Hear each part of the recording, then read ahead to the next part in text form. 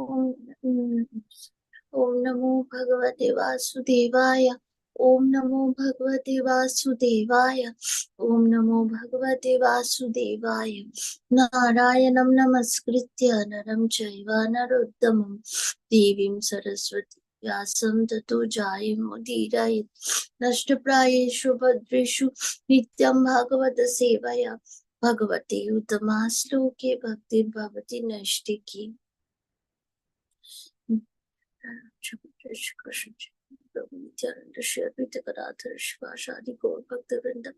Hare Krishna, Krishna Krishna, Hare Hare, Hare Ram, Ram Hare Hare.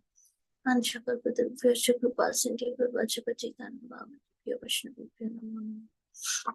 So we are reading from Srimad Bhagavatam, Canto 4, the creation of the fourth order, Chapter 9, Dhruva Maharaja returns home. Text 56.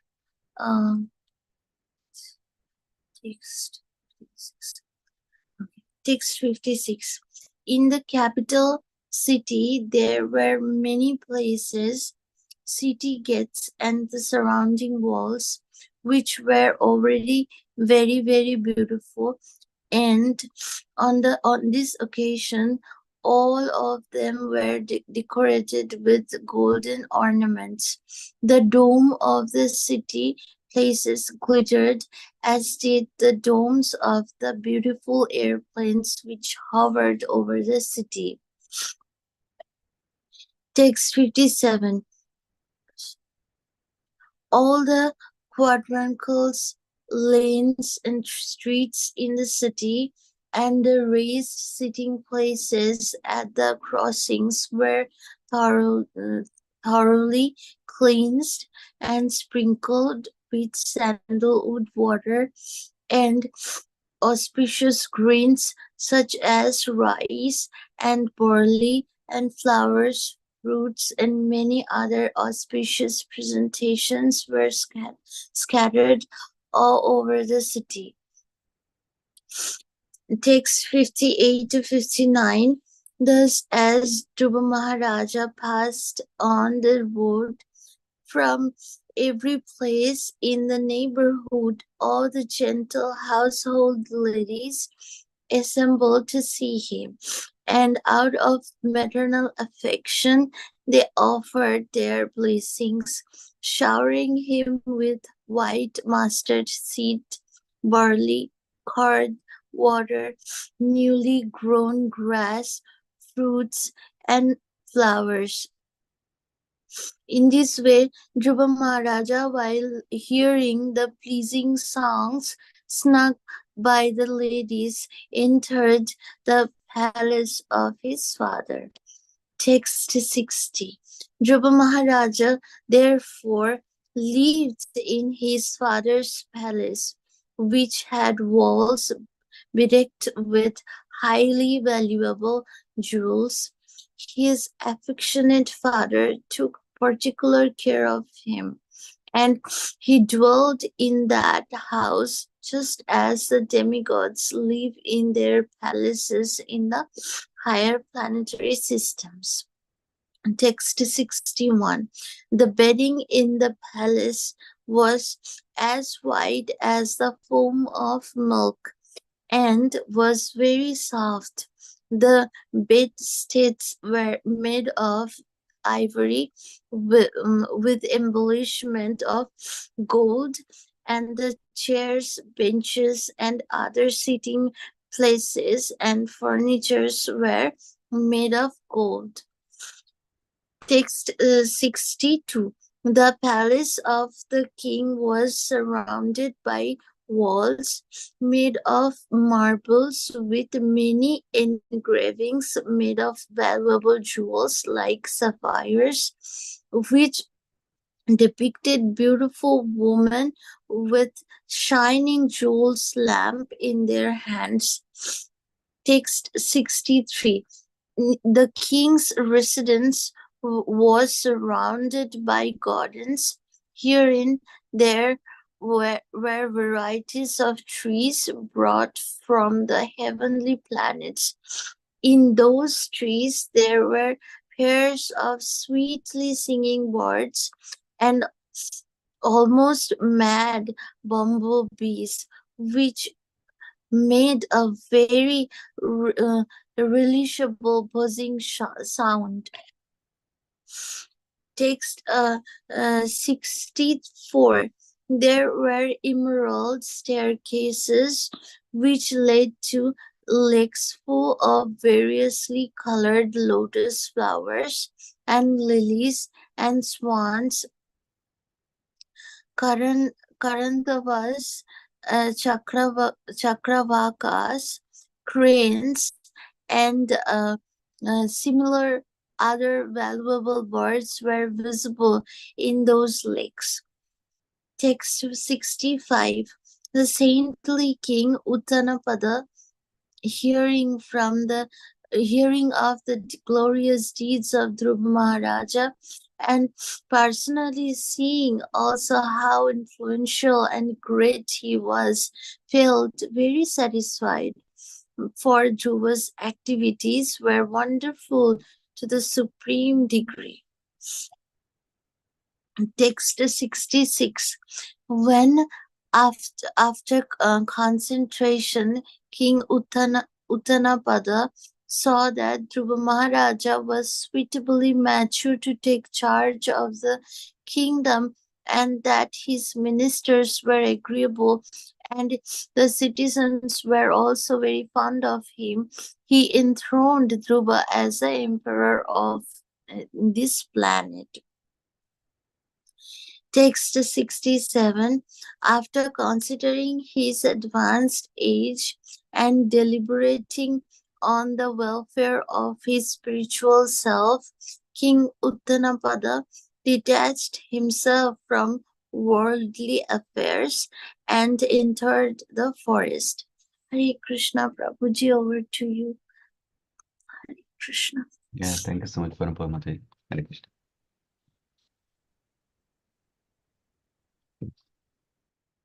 I'll offer brief prayers and we can start. Om Ajnanatimirandasya Jnanajana Shalakaya Chakshurunmilitam Yena Tasmai Shri Gurave Namaha Namo Vishnupadaya Krishna Prasthaya Bhutale Srimate Bhaktivedanta Swami Niti Namani Namaste Saraswati Devi Gauravani Pracharine Nirvishesha Shunyavadi Paschat Desatarini Jai Shri Krishna Chaitanya Prabhu Nityananda Sri Advaita Gadadara Sri Vasadi Gaura Bhaktamanda Hare Krishna Krishna Krishna Hare Hare Hare Rama Rama Rama Hare Hare. Okay. Hare Krishna everyone. Thank you so much for your association every day in Srimad Bhagavatam. And today we're in the section of 4th Canto, 9th chapter. It's a wonderful section. Nice lessons we learned in the last couple of chapters itself, and more coming up in the rest of the Dhruva Maharaj pastime. So, as you know, this particular chapter, we heard in the last chapter how Dhruva Maharaj was insulted by his stepmother Surichi, and then he went to the forest on the guidance of his mother Suniti. And Dhruva Maharaj was fortunate and blessed by the association of his guru Narada Muni, and he was fortunate to receive the instructions from Narada Muni, and he exhibited uncommon and very sincere determination in pursuing and following the instructions of his guru Narada Muni. And by following the instructions of his guru Narada Muni with great determination, he was able to see Supreme Lord face to face. We saw in this chapter, and we heard beautiful prayers that Dhruva Maharaj offered when he saw the Supreme Lord. And the prayers included the regret that he expressed that when he has a great opportunity to receive great things from Supreme Lord, his personal association, his direct devotion service like that, but instead he was looking for some small material opulence. The comparison he makes is when he was able to receive diamond, he was asking for a piece of glass like that. He was making comparison. We heard such beautiful prayers from Dhruv Maharaj, where we learned our aspiration should be very great, something that is great spiritually, very great. not just something that we can get materially for temporary pleasure for some time, and it is gone after few minutes, few hours, few days, few weeks, few months, few years, like that. So we should aspire big spiritually. Yeah. Then we heard how Dhruv Maharaj was returning back to the home or palace. In fact, this chapter title is Dhruv Maharaj returns home. So while returning back home, his father Uttanapada heard about Dhruv Maharaj coming back home. He he could not believe initially we heard, but then later on he made elaborate, wonderful arrangements for receiving Dhruv Maharaj back in the kingdom, back in the palace, like that. So we are in that particular section where by Dhruv Maharaj was being received by the people in the city, by the citizens in the city, and while Dhruv Maharaj was entering into palace, how was the great opulence? How was everything decorated? How was everything so opulent? That is the section we are in now. Okay, so we'll discuss that a little bit more. There is a relevance for these sections. Prabhupada, I'll summarize that while we go through before we go through the verses. There is a two important relevances I could gather from Prabhupada purports in this section. One is even in those very early ages in the Satyuga, everything was so opulent, with riches that are naturally obtained. That is one point Prabhupada makes in the purport. That even Satyuga, there was so much opulence, but that is naturally given by Supreme Lord, like jewels, minerals, like that kind of opulence is described. Yeah, and marble stones, ivory related furniture, gold furniture, gold embellished ornaments, like that, natural opulence is described. That is one. That means opulence just did not appear because of modern civilization now, because of so much hard work, so much factories, so much this and this, like that.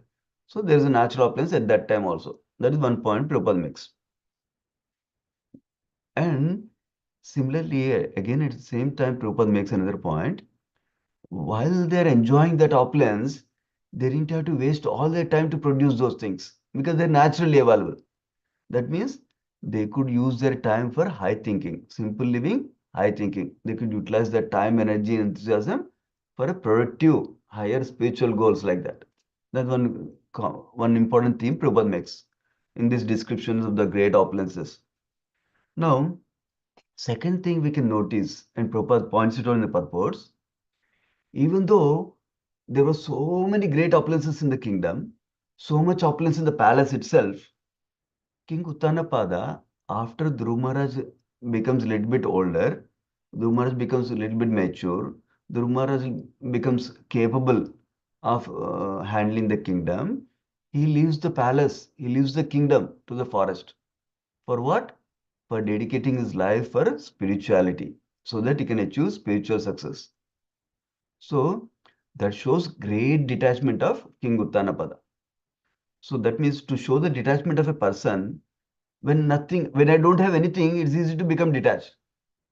But King Uttanapada had so much opulence, still he was detached. That shows his great quality. To appreciate the detachment that is coming up toward the end of the chapter, these opulences are described are giving a hint for us. Then we know how great he is. Generally, when I don't have money, then I can say I can stay detached. When I don't have proper food, I can say I eat simple food. But when I have all the money in the world, all the resources in the world, all the facilities in the world to enjoy, but still I am detaching for a higher purpose, that shows the greatness. That's the other theme we can notice here. Yeah. So these are the two main themes here. The purpose of these opulences, when we're hearing about, we can see that. Let me also share my screen so you can see it also. So we started from 56 verse. From 54 verse onwards, the description of the city is being given, where citizens are receiving Dhruva Maharaj by decorating everything nicely according to the arrangements made by King Uttarapada or Emperor Uttanapada, like that. In 56 verse is being describing how um, they're all without even decoration also, The palaces, city gates, and surrounding walls are already very beautiful, it seems, first of all. But then, to make them even more beautiful, they are all decorated with golden ornaments. And even the domes of the city palaces are also glittering. Why? Prabhupada writes in the purport that the city palaces, first of all, they are made of gold, so they will be shiny. But when the sun is falling on the domes, it glitters even more like that. That's the level of opulence they have. Then there are domes of beautiful airplanes also hovered over the city, it seems. Prabhupada explains, where did these beautiful airplanes came up? First of all, these beautiful airplanes, why they're beautiful is because they're made of gold, not the base aluminum that we see today, cheap aluminum today, but they're made of gold. That is one point Prabhupada makes in the purport. Second point Prabhupada makes in the purport is that actually demigods from heavenly planets came. Why did they come? They came to bless Dhruv Maharaj. So they came in the beautiful golden airplanes to bless Dhruv Maharaj. That is why they could see city beautiful with like how when sometimes clouds are beautiful like that, these beautiful airplanes are there in the sky like that. That's the other point Prabhupada makes. So obviously the other theme I mentioned, Prabhupada highlights in this also. That now we can see a distinction, a difference between the Dhruv Maharaj days in Satyuga and days now, where golden airplanes versus aluminum airplanes. We can imagine. Like that, Prabhupada points out the natural opulence at that time. Going further, how this city was decorated, all the places were first of all thoroughly cleansed. That means cleanliness is more important, not just decorate everything and leave everything dirty behind, not like that. They first of all clean nicely and sprinkled with sandalwood water. And they put natural auspicious grains like rice and barley, flowers, fruits, like that auspicious articles they placed to decorate the place also. Yeah. Now, unfortunately, now, of course, we need to do whatever we can do in the current circumstance and context we are in. But currently, we decorate with plastic things, paper things, that kind of things. But see, now they're decorating everything with natural, auspicious resources that are available for them, like that. Then going further, now, while Dhruv Maharaj was going on the road, so there are several gentle household ladies came, it seems. They assembled to see him. And also, not just they seeing how do the prince looks like, let me enjoy, not like that. They came with a good intention, favorable intention to offer their blessings to Dhruv Maharaj like that. So that's another thing we can learn. Whenever we see somebody younger than us, somebody less fortunate than us, we should be in the mood of giving. Giving can be giving can be gifts, giving can be something that is useful for their spiritual journey, but more importantly, giving can be blessings also, or even prayers. If they're elder than us, we can offer prayers for their benefit, spiritual benefit like that. So these gentle ladies offer their blessings to Guru Maharaj. And they also brought different natural articles is described: barley, curd, water, new grown grass, fruits and flowers like that. So, and it is indicated they were also singing pleasing songs for the pleasure of Dhruv Maharaj, it seems, while he was entering the palace. So this is another thing. Like when we receive a guest, we one of the aspects is to speak some sweet words like that. In this case, they're singing songs and they're blessing him also. So we also that is one direction is we need to offer blessings whenever opportunity arises. Another opportunity is we need to seek blessings of others. How can we seek blessings of others? When we offer proper respect to them and we don't displease them, we don't hurt them like that. Negative is avoiding the negative, don't displease them, don't hurt them. Positive is please them. That means respect them, do some service to them like that. That's how we receive blessings through service. Now going to text 60, Dhruv Maharaj now entered the palace of Uttanapada, his father. And the palace was also very opulent. Remember, The reason all this is being described is, even though there's so much opulence around him, King Uttanapada finally retires for what? For higher purpose, for spiritual elevation, for dedicating to spiritual life. That is why all this opulence is being described. Also, we discussed, right? So all the walls of the palace were having jewels, nice jewels, it seems. And not only that, not only there is a lot of richness in the palace where he is living, but his father Uttanapada affectionately took care of Dhruva Maharaj, it seems. Unlike earlier, we remember in the last chapter, Dhruva Maharaj's father Uttanapada did not even support him when his stepmother Surichi was criticizing him, was telling him, "You're not qualified to sit on your father's lap or on the throne also." That time, Uttanapada did not speak at all. Now, the current scenario in the current context is Uttanapada affectionately took care of Dhrumara, it seems. That's a beautiful, welcoming thing for Dhruva. More than money and riches, we need to have affection in our life. Affection comes when we develop affectionate relationships, when we maintain affectionate relationships. That's so we can share affection for each other. That brings joy, that brings peace, that brings satisfaction while we are engaging in service of Krishna. And then he lived in that home just as those just as the demigods live in their palaces in higher planet systems. What is being described here? That means there's so much comfort and luxury as if like heavenly planets in the palace and the surrounding atmosphere of Dhruv Maharaj like that. Now, text 61. Some more comforts and luxuries are being described. How the bedding was very, very white color, like a foam of milk, and it was very, very soft and comfortable like that.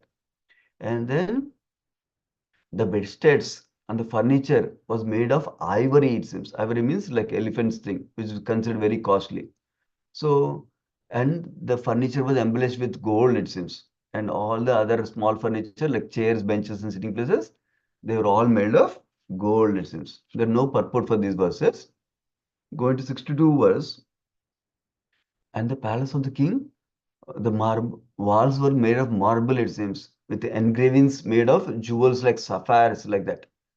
And then what kind of engravings were there? There were beautiful men, beautiful women. They're carrying jewel lamps, it seems, in their hands like that. That kind of, they're describing some kind of artwork. Artwork is not with some ink, but is made with gold here. So, in the purport, um, Prabhupada writes that Dhruv Maharaj lived in Satyuga, where people used to live for 100,000 years. And Dhruv Maharaj lived for 30,000, I think. Let me see. Yeah, 36,000 years Dhruv Maharaj lived, it seems. So he was describing how in the previous ages people used to live for such a long age like that. Then Prabhupada also emphasizes that the civilization was so advanced even that time also, even 40 or 50,000 years ago also. And the conception is based on conception of worldly opulence was based mainly on natural opulence like marble, silk, ivory, gold, silver, jewels, like that Prabhupada is writing. So that means advancement of human civilization was not dependent on industrial enterprises, not factories, but on position of natural wealth and natural food, Prabhupada writes. And this is all supplied by Supreme Lord so that we may save time for self-realization and success in human form of body. So what can we learn from it? Don't hanker for more and more and more and more and more artificial luxuries. We all need some luxury in life so that we can feel comfortable at our current state of consciousness, so that we can practice devotion service nicely. Don't go overboard beyond that. Of course, that border is different from each devotee. So that's we can all decide by ourselves. But we should always hanker towards simple living and high thinking. That way, as our consciousness increases through bhakti, we can reduce our needs, luxurious needs that we need in our life. Then, yeah, Prabhupada in this purport is where he writes, Uttanapada would very soon give up attachment for his palaces. and would go to the forest for self-realization. This is where we have the hint why all this is being described for us. Going to 63rd verse. So not only within the palace, how everything is opulent with jewels, gold, and everything like that, luxurious things. Now surrounding the palace also was beautiful. So sometimes we might have a great building, but surrounding neighborhoods are slum, surrounding neighborhoods are dirty. Then it's not nice. But here they're describing how king's residence palace is surrounded by beautiful natural things like gardens here in this example is given. And the gardens have wonderful flower and fruit bearing trees that are brought from heavenly planets, it seems. That means so they live, number one, trees in the heavenly planets live for such a long time, it seems, number one. Number two, they give fragrant flowers and they give relishable fruits, it seems. That's why all the birds and bumblebees are enjoying in that kind of atmosphere, in that kind of trees. So Prabhupada writes in the purport, Prabhupada is remembering how Lord Krishna also brought to Dwaraka Parijata tree for the sake of Satyabhama and kept it in Satyabhama's palace like that. Prabhupada is remembering that pastime in this purport also. Going to the next verse. Uh, there were also lakes, beautiful lakes, it seems, that had beautiful lotus flowers and lilies in them, and wonderful birds that only live in clean places like swans, karandavas, chakravakas, cranes. These birds don't live in a filthy place like crows, it seems. That's what Prabhupada writes in the purport. So, so the lakes were very beautiful and clean water, and they were looking beautiful with flowers and birds, it seems. And not only that, the guards that are there are stairs that are there to enter the lakes are made with jewels like emerald staircases, it seems. That's what is described here. Go into 60th verse. Now, after describing all these opulences in the palace, opulences in the kingdom, natural opulences in the kingdom, now King Uttanapada's renunciation is being described here. But before he renunciates, as a responsible king, he needs to find a successor and put them on the throne so that they can take care of citizens nicely.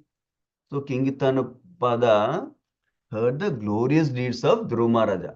What glorious deeds of Dhruva Maharaja? So Purport Trupad writes, while Dhruva Maharaja in the forest, how did he perform the austerities? How did he achieve the personal darshan of the Supreme Lord? All those things Uttanapada already heard, it seems. And not only that, he personally saw Dhruv Maharaj, how influential and how great he was. This is by seeing Dhruv Maharaj's qualities, he was also very impressed, it seems. Devotees have wonderful qualities. Though that is what makes them beautiful, not just the physical appearance of them. And then by hearing about the qualities of his son, by seeing his son personally, he felt very satisfied, like any father would be. Any father would be happy when his son achieves great things, like in this case, seeing Supreme Lord face to face. That's what is being described here. So he was very happy. And in this purport, Prabhupada emphasizes how Uttanapada was a Rajashi, that means kingly saint, so, or a saintly king. And in those days, kings were trained to be saintly. So they had no other concern other than welfare of citizens. So Prabhupada writes, if the head of the government itself is saintly, then all the citizens can become saintly also. Because they're very happy, both their spiritual and physical needs are taken care of. That's why everything is satisfied for them. So they grow spiritually nicely like that. Prabhupada writes in the purport. The text 66. Now, King Uttanapada decides to empower Dhruva Maharaj as the emperor, establish Dhruva Maharaj as the emperor. Why did he do that? Is important. Prabhupada also emphasizes in the purport. First of all, he saw Dhruva Maharaj was qualified. He was suitably mature that he can take care of kingdom. Number one. First thing he observed, can he take care of the kingdom nicely as a king? Like that, number one. Not just because my son, he should become king, not like that. Can he take care of him kingdom nicely like that? Second thing is he consulted his ministers. What do they think? Do they also think that he is qualified and he can take care of the kingdom nicely? or it's just me because I'm thinking he's my son. I have so much love for my son. I'm thinking he will take care. He consulted ministers also like a proper king. In fact, in Krishna Lila, we see Krishna also consults his ministers like Uddhava, for example. The third thing is, what do the citizens think of him? Do the citizens think he can take care of them? Do the citizens have affection for him that they will support the king? He looked at that aspect also. So he saw the qualities of Dhruv Maharaj. Can he handle it? Can he do nice job? He consulted ministers to see if he is a suitable king. And then he checked the citizens. Are they fond of him? Can they support him? Can they live peacefully and support him as a king? After all these things he checked, he established Dhruv Maharaj as the emperor of the kingdom, it seems. Prabhupada writes in the purport, when the emperor is saintly, then everyone will become happy in the kingdom like that. So, so to get a proper ruler, actually, majority of the population should be saintly, Prabhupada writes. Then only will elect a king or elect a head of the government who is saintly also. Otherwise, will not elect. And then what will happen? Everybody will be after money. Oh, what can I get? What can I get? What can I get? Like that. So they will not think, such a politicians cannot think of welfare of citizens' proper rights. So the last verse for today, text 67, here is describing now the renunciation of King Uttanapada is being described. So he considered, I'm already old now, and now Dhruv Maharaj is there who can take care of the kingdom and all the roles and responsibilities. So, but I need to take care of my spiritual welfare. So he considered like this, contemplated like this as a Rajashi king, as a saintly king. So he not become attached to his kingdom and opulences and luxuries to enjoy, but he retired from kingly life and he went to the forest to practice austerities, like the way Dhruv Maharaj did it is at his young age, like that. Yeah. So Prabhupada writes. So two things we can observe from this purport. One is that King Uttanapada was not attached to enjoying the luxuries of his kingdom, palace, and everything. But at the right time, he placed the highest importance to the spiritual life. And he left the kingdom, left the palace, went to the forest and practiced spiritual life. So the principle to be taken, that is the detail. Detail is he went to the forest, but the principle is he focused on spiritual life at an older age, dedicated fully. Not that we should start spiritual life at the old age, but he dedicated completely in spiritual life as he got older.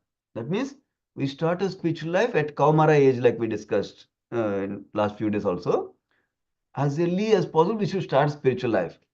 But then now we have some office responsibilities, some family responsibilities like that, and some society responsibilities like that. We need to go to somebody's birthday, like that. Responsibilities are there also now. But as we grow up, as we become old, we can be free of those responsibilities of office work, earning money, or taking care of the family, because somebody is taking care of their family. And social responsibilities, going to this party, that party, like that. We don't have to take care of the responsibilities anymore. We can dedicate fully for spiritual life. That is a Vanaprastha stage in spiritual life, it's called. That is the principle we need to grab. Not going to forest is not the principle. Not leaving the responsibility is not the principle. Yeah? Principle is at the right time, when we completed our responsibilities, we need to dedicate our life fully for spirituality. That is the principle. Another principle, to highlight this principle, Srila Prabhupada mentions, in this modern age, we cannot go to forest. So what are we supposed to do?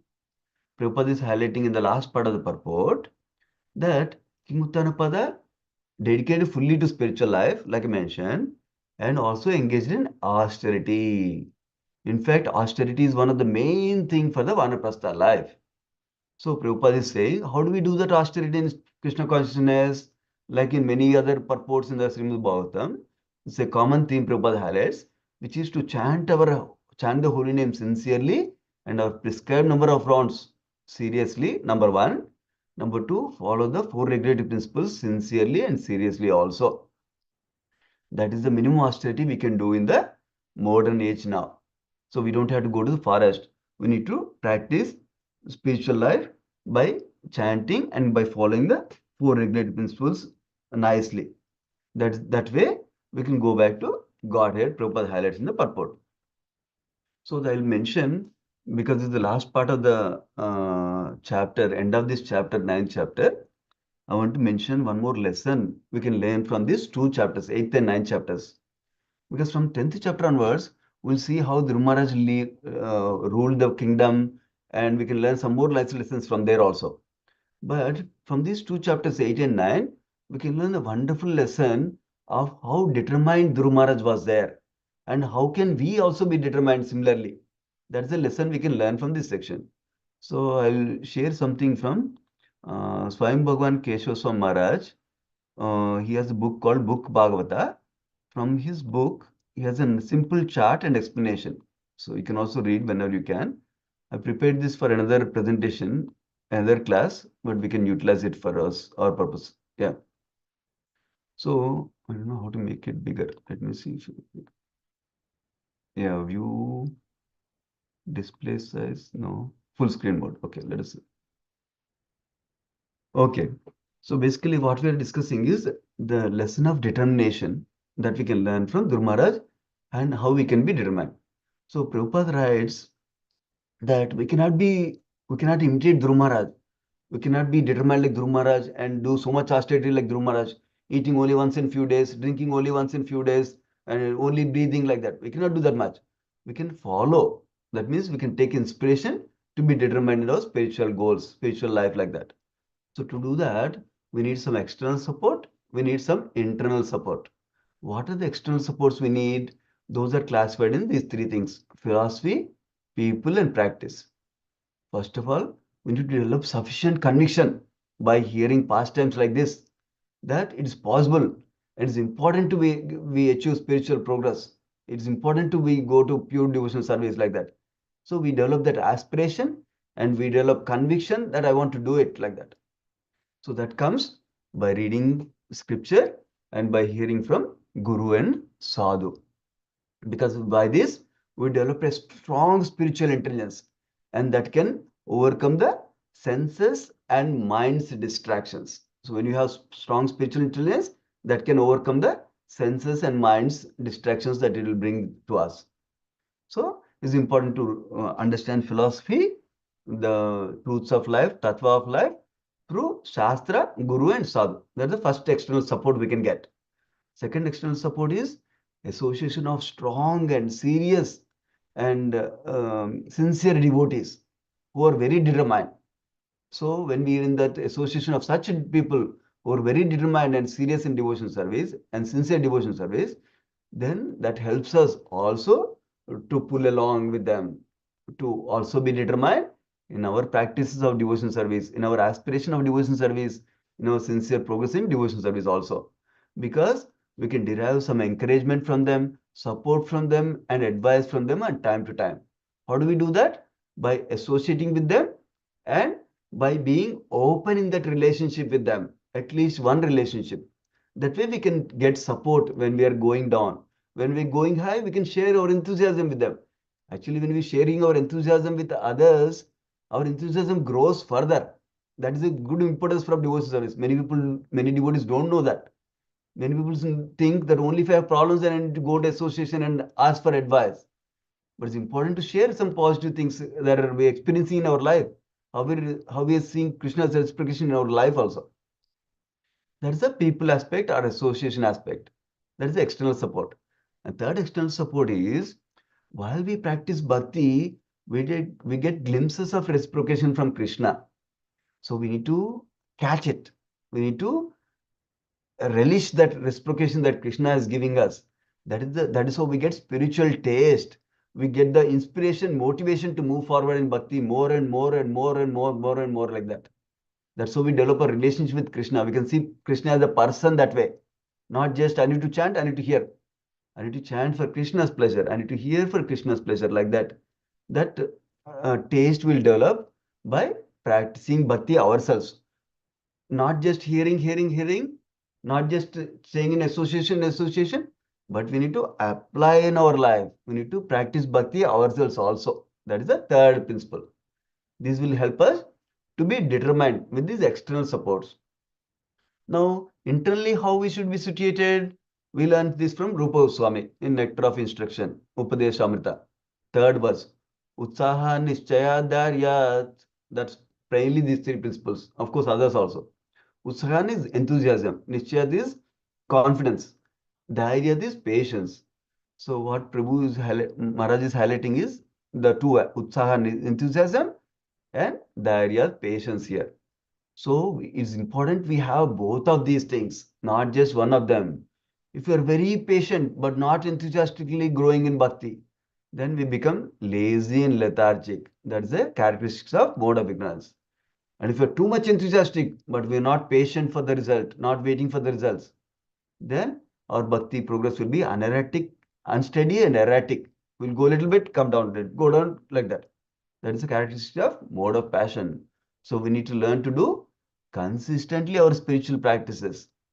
That way we can progress. So the patience and enthusiasm are the internal attitude we can cultivate so that we can be determined. That is the characteristics of goodness. How do we develop this patience? When we hear these pastimes like Guru Maharaj, wow, by listening to Guru, by practicing bhakti nicely, he achieved success. I can also achieve it. Maybe not in 6 months, maybe in 6 years, maybe in 60 years. I can also achieve it. Like that, we get confidence and we develop patience when you hear from Guru, Sadhu, and Shastra. And then we can also be enthusiastic by when we understand that we can do it, then we get enthusiasm. Otherwise, I cannot do it, it's not for me, then we will not be enthusiastic like that. So that is what we can learn about the external support we can take for our determination and the internal attitudes also we can cultivate for determination. From Guru Maharaj's life we heard so far, how he personally saw Supreme Lord in 6 months itself. Yeah. So thank you so much for the association.